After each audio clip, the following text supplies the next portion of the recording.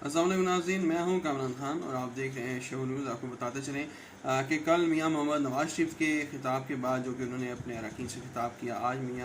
आज इमरान खान ने वकला से खिताब करते हुए इस बात का अदा किया कि वो फ़ौज के साथ हैं, फ़ौज उनके साथ है और उनके आज तक फ़ौज से कोई झगड़े नहीं हुए। चूँकि मियां नवाज शरीफ पैसे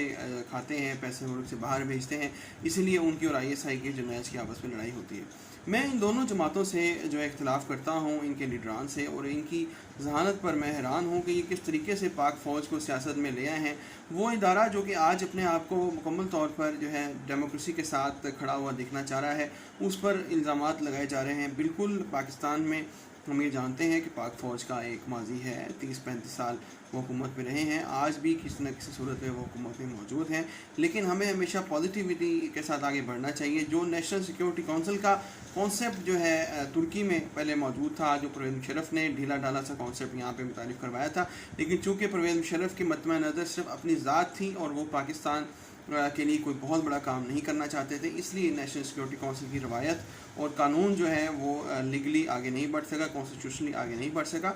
हमें आज ये चाहिए कि हम इस इदारे को, नेशनल सिक्योरिटी काउंसिल को, नेशनल प्रोग्रेसिव काउंसिल बनाकर पाकिस्तान के आइन का हिस्सा बनाएं और तमाम सबसे चीफ्स, अपोजिशन लीडर्स और जो हुक्मरान हैं वो तमाम तो उसमें मौजूद हों, ताकि अवाम की फलाह के लिए काम हो सके।